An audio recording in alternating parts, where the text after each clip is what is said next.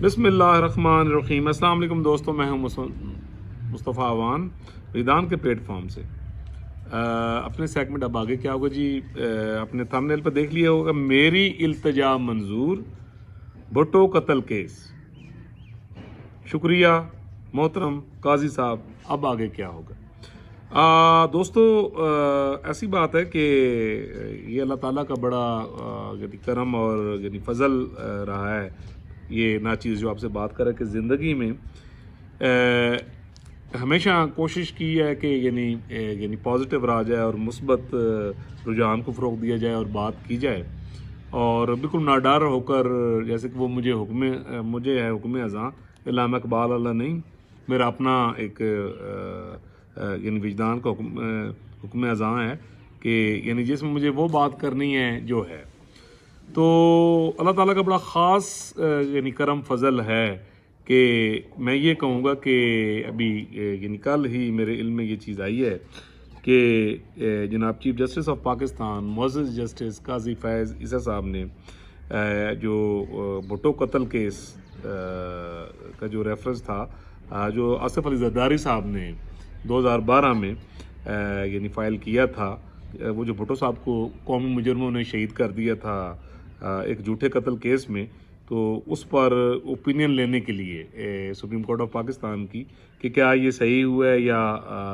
غلط ہوا ہے۔ تو پھر آپ کو پتہ ہے کہ اس کی کچھ سماعت ہوئیں، اور افتخار محمد چودھری صاحب کے زمانے میں وہ بینچ بنا، اور وہاں سے لے کر پھر آج تک جناب یہ کھڈے لینی یہ لگا رہا، اس کی 2-4 یا شاید اس سے زیادہ سماعت ہوں گی، تو معاملہ وہیں رہا، اور کسی کو یہ جرت نہیں ہوئی کسی بھی چیف جسٹس کو یا کسی جج کو کہ وہ انصاف کے تقاضوں کو پورا کر۔ آپ کو یاد ہوگا کہ جناب جب میں نے یہ چینل سٹارٹ کیا تو شروع کے جو میرے ویلاگز تھے، انٹروڈکشن کے بعد کچھ ویلاگز میں نے کیے تھے، جیسے قومی قیادت سے میں نے بات کی، محترم عمران خان صاحب، آصف علی زرداری صاحب، میاں نواز شریف صاحب، اسی طرح chief of the army staff محترم سید عاصم منیر شاہ صاحب جو ہیں، ان کی خدمت میں ایک ویلاگ کیا تھا، اور ایک ویلاگ میں نے کیا تھا اس وقت عمر عطا بندیال چیف جسٹس کی کرسی پہ تھا، تو نامزد ہو چکے تھے معزز جسٹس قاضی فیض عیسیٰ صاحب۔ تو میں نے قاضی صاحب کو اور جو کانسٹیٹیوشنل جج ہیں، جس میں سردار طارق مسعود صاحب ہیں، معزز جسٹس سردار طارق مسعود صاحب، معزز جسٹس مسور علی شاہ صاحب، معزز جسٹس مندو خیل صاحب، معزز جسٹس امین الدین خان صاحب، معزز جسٹس اطہر من اللہ صاحب، محترمہ مسرت حلالی صاحبہ، اور کوئی ایک نام میں پھر کوئی بیچ میں مس کر رہا ہوں، معزز جسٹس قاضی فیض عیسیٰ صاحب۔ جی ہاں، تو میں نے جو 7 معزز جج صاحبان ہیں، ان کی خدمت اقدس میں جہاں میں نے اور بہت ساری باتیں کی اور فیوچر کے لیے التجا کی، اور بہت سارے معاملات میں عوام الناس کے حوالے سے بات کی، اور کچھ گزارشات ان کی خدمت اقدس میں رکھی کہ عوام کو، قوم کو پہلی دفعہ ایسا لگ رہا ہے کہ پاکستان کی سپریم کورٹ وجود میں آ رہی ہے، اور ایسا لگتا ہے کہ شاید پاکستان اور عوام الناس کے اچھے دن شروع ہونے والے ہیں۔ تو کچھ التجا عوام الناس کے حوالے سے بھی میں نے بتایا، کچھ ذاتی تجربات کے حوالے سے بھی کہا کہ کچھ ریفارمز ہونی چاہیے، اور یہ جو 55,000 کیس خاص طور پہ عمر عطا بندیال کے دور میں تو یہ ایک انتہا ہو گئی کہ سیاسی کیسوں میں وہ شخص پڑا رہا، اور اس کے بعد جو ہے، اور اس میں میں نے کرتے ہوئے یہ بھی عرض کی تھی، آپ کو یاد ہوگا کہ ان لوگوں کے ساتھ معزز کا لفظ لگانا یا صاحب کا لفظ لگانا اور ادب سے بولنا، یقین کیجئے کہ یہ بڑا مشکل کام ہے۔ اور اس کے بعد آپ نے دیکھ لیا جناب معزز چیف جسٹس آف پاکستان نے پیچھے پروسیڈنگ میں یہ فرمایا کہ معزز صاحب بھائی یہ چیزیں آپ ان کو چھوڑیں اور قانون اور قاعدے کی بات کریں، ٹھیک ہے جی۔ تو اس میں آپ دیکھیے کہ میں نے وہاں پر بھی اس چیز کا اظہار کیا۔ تو جہاں پر معزز جسٹس صاحب نے بڑے ریپڈلی پچھلے 2 ماہ میں جو عوام الناس کے کیسز ہیں وہ 100 کے حساب سے وہ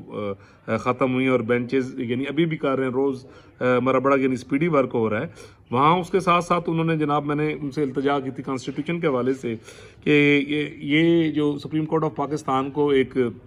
मामलात में, सियासी मामलात में उलझा दिया गया है, तो काइंडली आप इनको इससे भी जो है सुप्रीम कोर्ट ऑफ पाकिस्तान को पाक करें। तो आप देखिए कि ये जो मुअज़्ज़िज़ हमारे जितने भी जज साहबान हैं, इन्होंने पार्लियामेंट की और कॉन्स्टिट्यूशन की सुपरमेसी को माना और पार्लियामेंट के जो इख्तियारात हैं उसमें इंटरवीन नहीं किया। अच्छा, उसी व्लॉग में मैंने मुअज़्ज़िज़ चीफ जस्टिस ऑफ पाकिस्तान और जो मुअज़्ज़िज़ हमारे दस्तूरी जज हैं जी, वैसे तो शायद यानी 16 जज होंगे, तो मैं उसमें से ये जो अब 8 जज हैं ख़ास तौर पे और उस वक्त साथ थे, उन्हीं से बात की थी और रिक्वेस्ट ये की थी कि सर एक बोझ पूरी कौम के कंधों पर 1979 से एक नाहक खून का जो बोझ है वो मेरे समेत, काजी साहब आप समेत, ये इस मुल्क के बच्चे बच्चे के कंधे पर है। और वो यानी कत्ल था शहीद जुल्फ़िकार अली भुट्टो का, जिसको कौमी मुजरमों ने वो जो सहूलतकार थे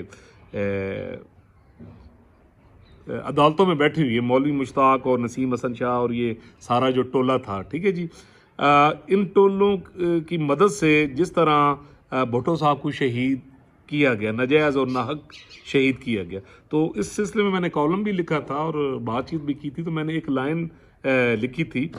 कि शायद बल्कि ये मैंने आपको एक बचपन का वाक़या भी एक व्लॉग में सुनाया था और मैंने आपको बताया था कि उस वक्त मेरे दिल से ये बद्दुआ निकली थी कि इसमें जो लोग यानी इस जुल्म में मतलब शामिल हैं, तो उनसे डेफिनेटली कुदरत जो है वो इंतकाम लेगी और कुदरत ने इंतकाम लिया। मैं ये समझता हूँ कि जो भुट्टो साहब का जो कत्ल है, देखें मैं एक लिबरल सेकुलर आदमी हूँ और मैं ना ही वो यानी मुल्ला ज़ैन का आदमी हूँ, ना मेरा कोई बहुत ज़्यादा मज़हब की तरफ यानी रुझान है। मैं एक लिबरल सेकुलर आदमी हूँ, लेकिन अल्लाह ताला की ज़ात अक़दस और उनकी जो कुदरत है, ठीक है जी, और उनका जो इंसाफ है और उनका जो एक क्राइटेरिया है, उस पर मेरा एक कामिल यकीन है कि दुनिया में इंसान देखे जाता है। तो मैंने बड़ी यानी लाइन्स लिखी कि शायद कुदरत को भी ये घटिया हरकत भुट्टो साहब को कत्ल करने की पसंद नहीं आई। उसका जो सबसे बड़ा सबूत ये है कि आप देखिए कि जो भी इस कत्ल और साजिश में शामिल था, उनका जो इबरतनाक अंजाम हुआ है, अब उसका नाम लेना ही मुंह में न करवाट, उस नहुसत का नाम लेना ही यानी इंसान की यानी रूह कांप जाती है। तो उन लोगों का अंजाम आप तारीख़ में पढ़ें कि क्या इबरतनाक अंजाम उन लोगों का हुआ, और अभी वो खुदा को भी हिसाब दे रहे होंगे। और डेफिनेटली मैं कहता हूँ कि हर वो शख्स जो पाकिस्तान से रिलेटेड है, डेफिनेटली वो उसका इस्तकाक है कि वो अल्लाह ताला के हजूर भी यानी ये इल्तिजा कर सकता है। तो भुट्टो साहब करोड़ों दिलों की धड़कन हैं। भुट्टो साहब आज भी जिंदा हैं और उनको ख़त्म करने वाले किस्सा माजी और इबरत का निशान और बदनामी का निशान यानी ऐसे बन गए कि कोई भी उनका अदब करने के लिए तैयार नहीं है और अच्छी तरीके से उनका नाम लेने के लिए तैयार नहीं है। तो जनाब काजी साहब, मैं ये कहूँगा कि मैं अक्सर एक अर्ज़ करता रहता हूँ कि इस वक्त हमारी बड़ी खुशकिस्मती है कि पाकिस्तान में 2 अदारे बड़े मुतनाज़र हैं,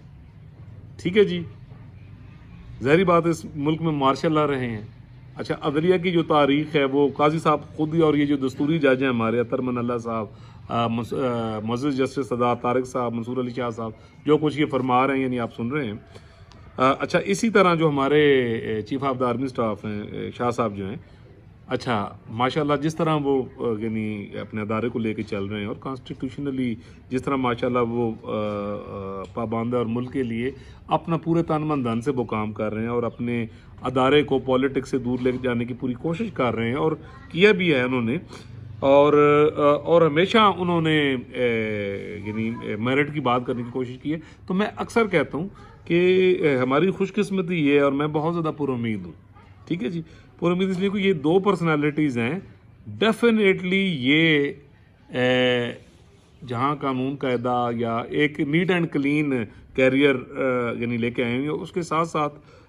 थोड़ा सा मैं ये बात करूँगा कि कुरान के असूल देखें, हम जितने भी लिबरल सेकुलर हो जाएं, कुरान के असूलों पर हमारा ईमान है, ٹھیک ہے جی. قرآن کے اصولوں میں جو احکامات دیے گئے ہیں ان پر عمل کرنا ہم پر واجب اور فرض ہے. ٹھیک ہے جی. ہمیں خدا کے حضور اس چیز کا جواب دینا ہے. ٹھیک ہے جی. اب جتنے بھی ہم سیکولر لبرل ہو جائیں ہم اسے نہیں کر سکتے. تو خوش قسمتی یہ ہے کہ میں نے ہمیشہ کہا کہ ہمارے یہ دونوں صاحبان جو ہیں شاہ صاحب اور قاضی صاحب محترم جو ہیں قرآن کے اصولوں کو مجھے پتہ ہے کہ یہ بہت زیادہ سمجھتے ہیں اور پرسنل لائف میں کافی حد تک یعنی ان کی لائف آپ کو نظر آئے گی کہ اس میں عملی طور پر یہ لوگ ہیں. اور مجھے کبھی امید تھی کہ جناب یہ یعنی جو انصاف کے تقاضے ہیں یعنی یہ پورے ہوں گے اور کم از کم یہ ضرور عوام الناس کے سامنے بات آئے گا کہ قومی مجرم کون تھے, دستور شکن کون تھے, کہ انہوں نے اس ملک کے ساتھ غداری کی ہے اور بھٹو کو جو شہید کیا گیا ہے بھٹو صاحب کا قصور کیا تھا. ٹھیک ہے جی. اور ڈیفینیٹلی دیکھیں فزیکلی اب کچھ نہیں ہو سکتا کہ وہ سب لوگ اپنے عبرتناک انجام کو پہنچ کر تو خدا کے حضور وہ یعنی جواب دے رہے ہوں گے. ڈیفینیٹلی بھٹو صاحب ہیں, بھٹو صاحب بالکل وہ جو نعرہ ایک لگاتے ہیں بھٹو کل بھی زندہ تھا, بھٹو آج بھی زندہ ہے, بھٹو زندہ رہے گا. کیوں؟ قرآن کا اصول ہے کہ جو شہید ہے وہ کبھی مرتا نہیں ہے, اس کو یعنی مردہ نہ کہو. تو بھٹو صاحب کو ناحق قومی مجرموں نے قتل کیا اور باقی باتیں اب جب سپریم کورٹ آف پاکستان کے جو معزز جائی صاحبان اور میرے خیال میں 9 رکنی یا 11 رکنی بینچ بنے گا اور یہ بینچ تقریباً ہر قسم کے جو یعنی ججز ہوں گے. میرا خیال ہے کہ اس میں جیسے جسٹس یاز الحسن صاحب ہیں وہ بڑا اچھا فوجداری کو سمجھتے ہیں, منیب اختر صاحب ہیں, یعنی کچھ لوگ ایسے ہیں کہ جن کی مطلب دسترس یہ فوجداری مقدمات یا کانسٹیٹیوشنلی کافی اسٹرانگ ہے. تو آئی ایم شیور کہ قاضی صاحب ایک بڑا بیلنسڈ قسم کا جج یعنی جو بنائیں گے, اس کا جو بینچ بنائیں گے 9 رکنی یا 11 رکنی شاید ہوگا, تو اس میں بڑی بیلنسنگ ہوگی. اور آئی ایم شیور کہ یعنی تمام جو ہمارے یعنی جج حضرات ہیں ڈیفینیٹلی وہ یہاں پورا انصاف کے تقاضا کر کے تو یہ جو ایک بوجھ ہے سپریم کورٹ آف پاکستان پر بھی ہے, اداروں پر بھی ہے, پوری قوم پر بھی ہے, بھٹو کا جو ناحق قتل کیا قومی مجرموں نے. ٹھیک ہے جی. تو کم از کم یہ ہے کہ ہم بھٹو کی جو روح ہے, ٹھیک ہے, بی بی شہید کی جو روح ہے, کم از کم ان کی زندگی میں تو ان کو انصاف نہیں مل سکا بی بی شہید کو اور ان کے بہن بھائیوں کو. تو میں کم از کم یہ کہتا ہوں کہ چلیے کم از کم یہ تو ہوگا کہ بھٹو شہید کی جو یعنی روح ہے یعنی انصاف ملنے کے بعد کم از کم یعنی یہ ہوگی یعنی ایک کلیئرٹی ہوگی. اس کے ساتھ ساتھ اداروں پر یعنی عوام الناس کا جو ہے وہ یعنی اعتماد بحال ہوگا ڈیفینیٹلی. اور یعنی آگے سے جو قومی مجرم ہیں وہ کوئی بھی کام کریں گے یا کرنے کی کوشش کریں گے تو وہ یہ سوچیں گے کہ جو احتساب ہے وہ ہو کر رہے گا. آپ کو یاد ہوگا میری بڑی مشہور لائنز ہیں جو میں اکثر دوستوں کے ویلاگ میں کہتا تھا, اور اکثر ویلاگز میں بھی میں نے ان بڑوں کو بھی مخاطب ہو کے کہا ہے کہ یہ جو قومی مجرم ہیں جنہوں نے کہیں بھی جرم کیا ہے, چاہے وہ 2011 سے دھرنے سے لے کر اور پاناما تک اور اب تک یا اس سے پہلے, کہ قدرت یاد کیجئے کہ میں اکثر لائنز کہتا ہوں کہ قدرت اپنے اس میں آ چکی ہے, حرکت میں آ چکی ہے, اور قومی مجرموں کا انجام ہونا ہے, کچھ چاہے یا نہ چاہے. تو بہت شکریہ قاضی صاحب. امید ہے کہ جلد از جلد اس کی پروسیڈنگ ہوگی. امید ہے اسی ہفتے یہ منڈے کے بعد شروع ہوگی اور جلد از جلد اس کا فیصلہ ہوگا. اور جو قومی مجرم ہیں جن قومی مجرموں نے کہ جو اس دنیا میں نہیں ہیں اور بڑی عبرتناک انجام پہ گئے ہیں, یقیناً ان کی روحیں بھی تکلیف میں آئیں گی. یہ سارا کچھ تو اعتماد بھی بحال ہوگا اور عوام کو بھی کچھ سکون ملے گا. جی اللہ تعالیٰ پوری دنیا پر, پاکستان پر, بچے بچے بل بوٹے پر اپنا کرم کرے, فضل کرے, کرم کرے. اگر آپ نے میرا چینل سبسکرائب نہیں کیا تو کائنڈلی کر دیجیے, بیل آئیکن کا بٹن دبا دیجیے, اور اگر پسند آئے تو جناب شیئر بھی کر دیں. اللہ تعالیٰ سب کا حامی و ناصر. ملیں گے جی اگلے ویلاگ.